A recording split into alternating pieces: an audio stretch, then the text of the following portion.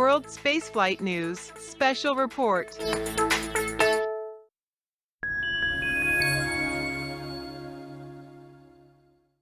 We are on flight day 23 of our 26-day uncrewed flight test. The mission continues to proceed well and along the planned mission profile, and we are setting up for Earth reentry and splashdown and recovery of the Orion capsule following a skip reentry on December the 11th. At present, we are on track to have a fully successful mission with some bonus objectives that we've achieved along the way.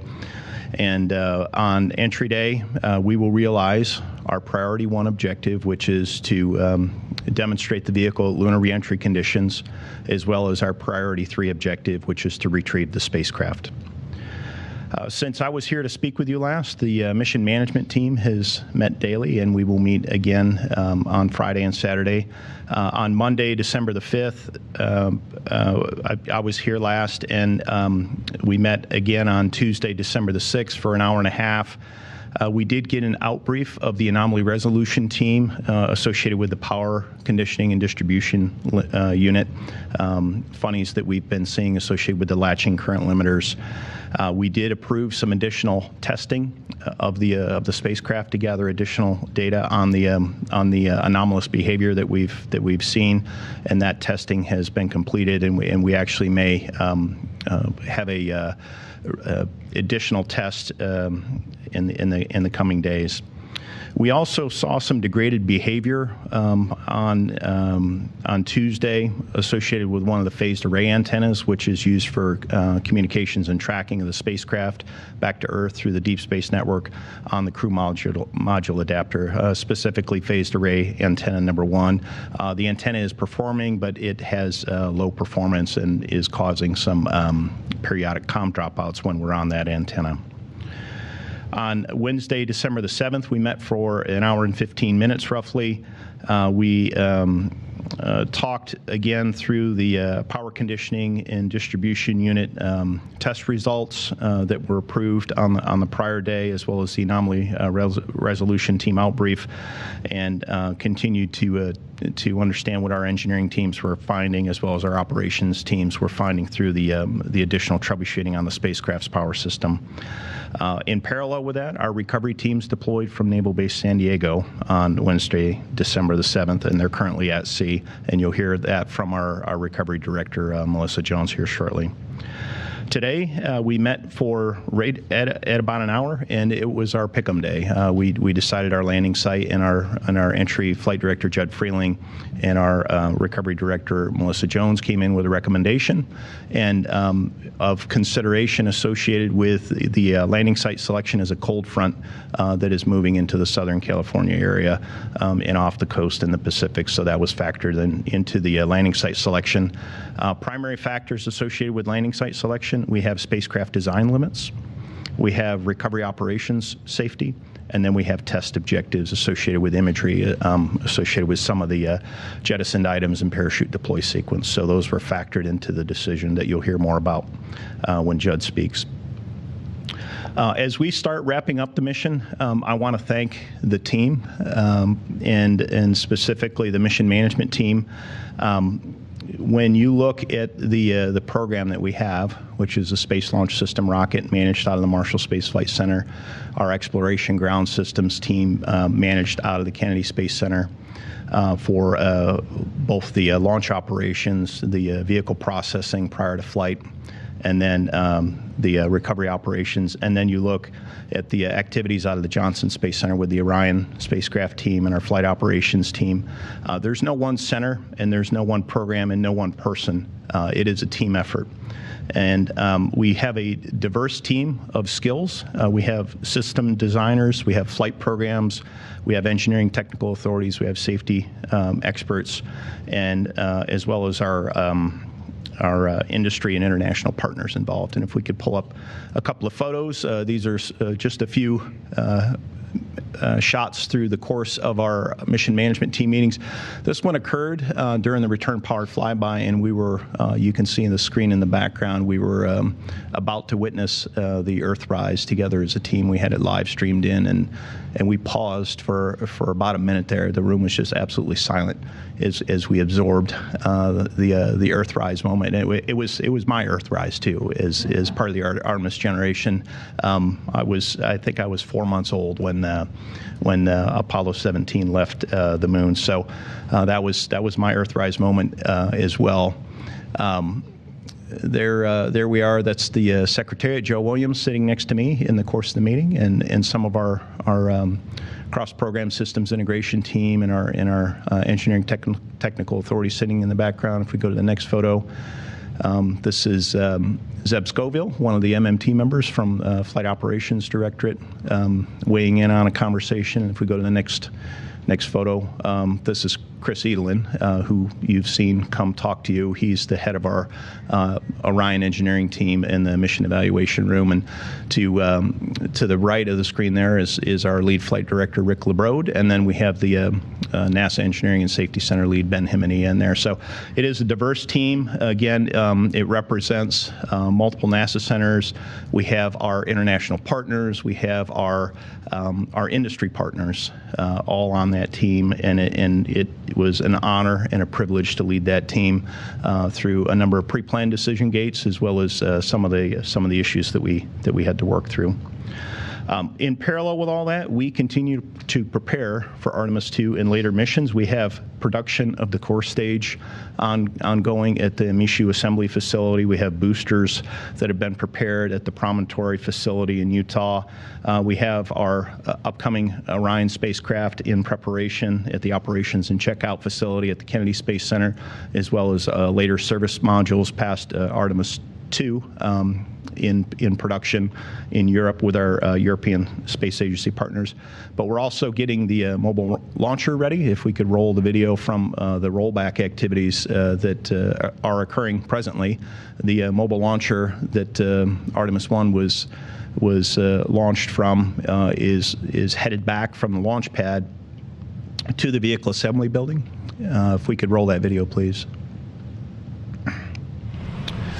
Here is the mobile launcher moving down the crawlerway. When you can see the clean pad concept in the background, and our engineers walking along just to check the health of the crawler itself. And there is a lovely vacant mobile launcher. The 322-foot tall Artemis vehicle is missing, and we're going to take it back to the vehicle assembly building, and it should arrive there late today. We'll park it outside and then bring it inside the vehicle assembly building to complete some of the inspection activities. But the mobile launcher is on track to be ready for Artemis II. So all that said, we are wrapping this mission up. We are not letting our guard down. We have some hard stuff ahead of us. We have dynamic flight phases, and we are encouraged by the progress that we've made and the path that we're on. Tomorrow we'll be checking out the crew module reaction control system. So we'll pressurize that system by firing some pyrotechnic valves to make sure everything is healthy in that system for use when we come in for entry. And then Saturday we have our fifth return trajectory correction burn, followed by then of course Sunday we've got our sixth return trajectory burn, followed by the entry and entry interface at 11:20 a.m. Central Time. Let's see. Let's put up the graphic there. So this is the track that Orion will be following. At the very bottom of the chart there, you'll see the entry interface. That's again at 400,000 feet. Go all the way through skip apogee, which you can see is kind of in the middle of that chart, to our landing site. Now, as Mike mentioned, our landing site would normally be in the San Diego area. We also have a northern weather alternate site that we could have chosen that's just north of our nominal site. But both of those are forecast to be no-go for weather constraints due to a cold front that will be moving in right around the time that we have Splashdown. So As a consequence, we've decided to move uprange of this track by 300 nautical miles. So if that line scooted downward to the south by 300 nautical miles, we'd be landing right off the Guadalupe Island off the coast of Baja. So that's 300 nautical miles uprange. If you go to the next 3D version, you can kind of see what that looks like from the side view. With the skip entry, it'll show you the long track, the long arc that we'll take along the the Earth's surface. You can barely make out that we're doing that skip apogee, or during the skip and then apogee. It all looks really tiny compared to the size of the Earth. But that will end up a little short of what that landing site says, again, at that alternate weather site that we'll be due south. Our nominal entry range for this would have been 3,500 nautical miles. Of course, you take 300 miles off that, it will be about 3,200 nautical miles, well within our capability and well within our test objectives. Let's see, next slide is a little close-up on what that skip entry sequence looks like. About 20 minutes before we hit entry interface, we will separate the crew module from the service module. All of that, the power and propulsion system from the service module will no longer need, and that will burn up in the Pacific. We'll perform a raise maneuver in front of the crew module, and that shallows out our trajectory with respect to the service module, so it gives us a little bit more lift in our trajectory. We'll proceed down through the bottom of that arc there, and then start modulating our lift vector back upwards so that we do that script profile, and also modulate our energies such that we target that weather and alternate site that I spoke about previously. We'll come in later on in the trajectory. We'll deploy the forward bay cover, which will expose the drogues and the chutes. We'll deploy the drogues and chutes, and of course then splash down. The next slide shows a little bit more detail of those chute deploy sequences. So you can see the forward bay cover there. Around 35,000 feet or so starts to deploy. At least the chutes come out to deploy that, and then we'll start on our drogues around that 24,000 feet, all the way to about 6,000 or so, 6,800 feet or so when we deploy our jettison the drogues, and then we'll deploy the mains about 5,300 feet or so. All the way down to 1,500 feet, and at that point we will actually start controlling the roll of the capsule so that we hit the water at the same angle, at the proper angle into the wind, right? So we have the least amount of load on the structure. All right, let's see. I think that's the last slide I have to go there. As I mentioned, when we splash down, we will actually be in the water for about 2 hours. We have some flight test objectives to complete, and that 2-hour mark, it's essentially a soak back flight test objective. We're testing all of the heat that has come and been generated on the capsule. We want to make sure that we characterize how that's going to affect the interior of the capsule, and I think Jim will probably talk a little bit more about that in his presentation. But essentially, that 2 hours is for that objective, and once we finish with that objective, we'll hand over the capsule to Melissa Jones, and then she'll start her recovery process. So collected an immense amount of data characterizing system performance from the power system, the propulsion, GNC, and so far the flight control team has downlinked over 140 gigabytes of engineering and imagery data that the team is already analyzing to help not only understand the performance on Artemis 1, but play forward for all subsequent missions. Our propulsion system has performed very well. We're on target to hit our very narrow entry corridor on Sunday, and so we're on target to achieve our landing site.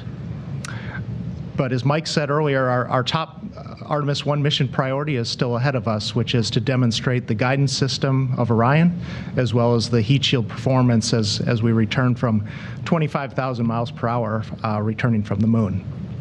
We collected some really great data as we flew by the moon a couple days ago. And if we could bring up the first imagery, I wanted to show this one. This image was taken by Orion's onboard optical navigation system. This camera is used as a secondary means to identify where Orion is in the solar system by taking images of the moon and Earth. And we were able to capture a really great image here, both the Apollo 14 and 15 landing sites. You could see the Fra Maura site of Apollo 14, as well as Hadley for Apollo 15, with the Copernicus crater in the lower middle portion of the view. Apollo 12 is just off the frame. This, for me, is a great reminder that here we are on the 50th anniversary of Apollo 17. We're continuing the exploration adventure started by Apollo, and Artemis 1 is continuing that. The next chart I want to show is the skip entry sequence. As Judd described earlier, this is a novel technique for a human exploration spacecraft that allows the vehicle to fly all the way back off the west coast of North America. So a few interesting things about this trajectory is, first of all, it's about 20 minutes from entry interface to splashdown. The astronauts on board for Artemis 2 would experience around 4 Gs at the peak acceleration point. That's similar to what astronauts experience returning from low Earth orbit, so well within the human capability for a deconditioned crew member. Once we splash down, we're also going to collect the additional data that Judd mentioned. We'll see how the heat soaks back into the crew module and how that affects the temperature inside, and make sure that it stays within crew limits. So we're very excited here on Sunday, but we still have the top Artemis 1 mission priority ahead of us, as well as demonstrating the recovery of the capsule. Joining us on the phone is Melissa Jones, Landing and Recovery Director. Excited to be joining you guys from the USS Portland. As you heard, we've decided on a landing site for Artemis 1 mission, and the ship is making its way to that location now. On board the ship, we are working with our Navy counterparts to prepare to recover the Orion once it splashes down on December 11th. And our plan for that is to get to the landing site 24 hours ahead of splashdown, where we will start launching weather balloons to gather data for reentry. We man the control center about 5 hours before splashdown. And prior to splashdown, the Navy will deploy small boats and launch helicopters as we are monitoring intercommunications from the MCC to ensure that those local assets are safe as hardware falls out of the sky, the jettison hardware that comes off the capsule. Once it splashes down, while Judd is monitoring the DFTO that he mentioned before for thermal soakback and the vehicle's still powered, we're doing a couple of different things that we're focusing on. We're getting ready to recover the jettison hardware, trying to get to it before it sinks. We're also performing an Angel beacon test, which is the beacon that will be on the astronaut suit, and comparing that to the crew module beacon signature to make sure that they're discernible from the satellite. And Goddard Spaceflight Center folks are on board to do that. And we're doing a hazard assessment of the capsule from the helicopters to make sure that everything is nominal and there's nothing visible prior to bringing the capsule into the ship. Once we're done with all of those assessments and the DFTO is complete and power down happens and Judd formally hands the vehicle over to the local team, we'll do a hazard assessment. The divers will as they approach the capsule. And then we will do imagery and data gathering underwater and above water to ensure that the CM condition is documented post-splashdown prior to bringing it into the well deck of the ship. Once that's complete, the ship will approach, attach lines, and we will put the crew module in the well deck and fit it down into a cradle. Once the spacecraft is secured, engineers will begin analyzing the capsule and taking additional pictures. And at that time, we will start our transit back to port, which will be delayed a day due to the fact that we had to transit 300 nautical miles south for the weather alternate. You know, fundamentally, the skip reentry has a lower G profile than a direct or ballistic reentry, and the amount of deceleration that you put not only on the spacecraft, but the passengers, the astronauts riding on board was a key consideration. Jim, another important aspect of the skip entry is it allows us to target a single landing site regardless of when you launch during the mission.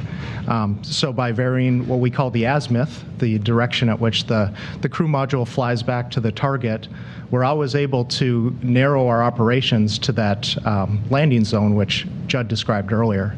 If you compare that back to the Apollo missions where the U.S. Navy was deployed all over the Pacific Ocean, this helps both from an operational and an efficiency standpoint by always targeting the same spot.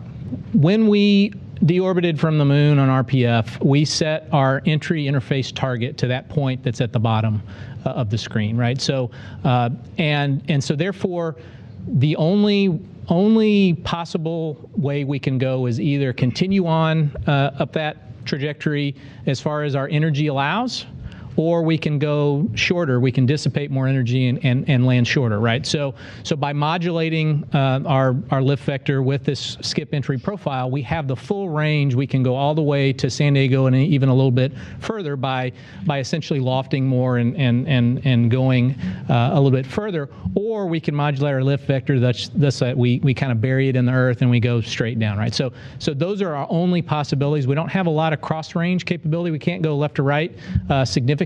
We use that capability left or right to really modulate our downrange. As I mentioned, once we splash down, we'll stay in a powered configuration for 2 hours for that soakback test, and also, as Melissa mentioned, the Angel beacon tests as well. Once we power down the vehicle, we'll hand that over to Melissa and her team, and if she's not online anymore, I probably can talk a little bit about what she does.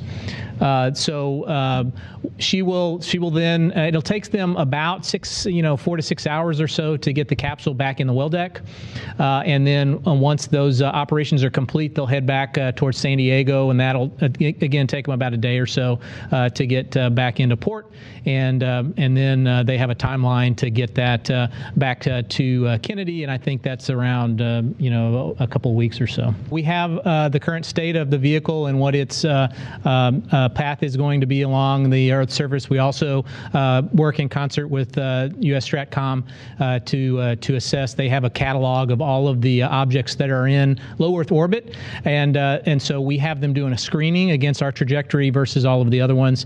The good news is there's only 2 objects that we are tracking right now as we're coming into entry interface as being anything that's anywhere near the box, and those probability of collisions are essentially 0.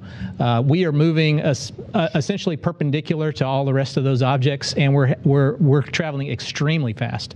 As far as why we had so many on launch day, well, we're starting from 0 speed, and we're starting to go through all of that those objects in space, and so depending on when we launch, we make sure that we have a low probability of hitting all of those, just because we had these COLA cutouts doesn't mean that there are necessarily a lot of objects that we're going to hit. It just happened to line up with those the times that we were planning to launch, right? So I would say that's also low risk. It's actually quite a big space out there. When the vehicle splashes down, it's buoyant. It sits there in the ocean water. In order to protect it, one of the first things we do is to flood the well deck past the point where if there's any wave action, that it's not that the heat shield is not going to contact the base of the well deck. Then once the spacecraft is past what they call the stern gate, which is basically the back end of the ship, they close the stern gate, and it basically isolates the ocean and the wave action from the ocean from the well deck itself. So now you literally only have the ship by itself with the water inside of it, with the stern gate closed. And then they position it over what they call a recovery cradle, and the recovery cradle has some rubberized material that is basically conformed to the shape of the base heat shield. And then they basically position the spacecraft over that recovery cradle, and then drain the well deck while they're holding it over that position, and literally lower it down onto a perfectly conformed cradle base, and then that is how we protect the heat shield. The coordinates, we are not at liberty to share that based on guidance we've been given by our U.S. Navy counterparts. There's that's what I'll say on that one. Judd described the area that we're talking about. In terms of the weather criteria that was violated, we have this cold front moving into the very southern California area, and right where the normal landing site is, it is going to set up and or come through in the same time frame that we're looking to splash down. And closer in the shore, which is some of the what we call the northern weather alternate sites, we are expecting light precipitation. So rain is part of the criteria. We don't want to fly the spacecraft through rain or have descent and splash down through rain.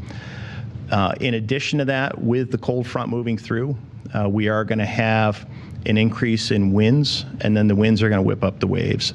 So the wave height that we're allowed to recover is up to 6 feet, but there's also a wave period that is of consideration.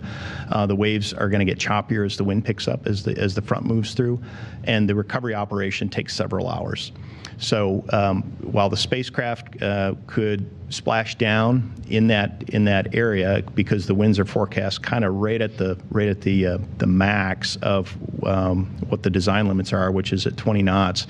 The forecast was around 17 to 20 knots in the planned landing zone, a little bit south of where the rain is forecast. The spacecraft design would probably be okay. The recovery operation may get challenging because of the wave action being kicked up by the winds, and again, it's a multiple hour operation. So there was an uncertainty zone in there for the weather forecast, and we moved south of the uncertainty zone, and that's why we got to where we got. So it was a combination of rain, winds, and wave height. What, if anything, would you say is the most significant or the most concerning issue that you've encountered so far? The most significant thing I would say is the vehicle is performing as designed, and in spite of some of the challenges that we've seen with some of these latching current limiters on the power conditioning and distribution system, and in spite of some of the glitches that we've seen with radiation hits on some of the equipment, the system design and robustness is handling it just fine. And that is partly because the system's autocorrect, but also because we have our operations team that is here in Mission Control that is identifying these and in short order getting the vehicle back to a normal configuration. Of those that we encountered, the one that we don't fully understand are the uncommanded open indications on the latching current limiters, which is part of our power system. That is an anomalous feature, and I think we're up to 17 occurrences of this occurring throughout the course of the mission, plus the 4 feeder current limiters that opened a couple of days ago, all in close proximity that drops some downstream power loads. That is the one thing that the team is really working hard to understand. We have yet to achieve a root cause on that, and the team is going through a series of actions to try to isolate. Is it on the battery-fed part of the power system? Is it on the solar array-fed power side of the power system? Is it on side A of the system? Is it on side B of the system? So they're methodically working through it, and in spite of all that effort, we have yet to clearly identify a root cause. So I hope that answers your question.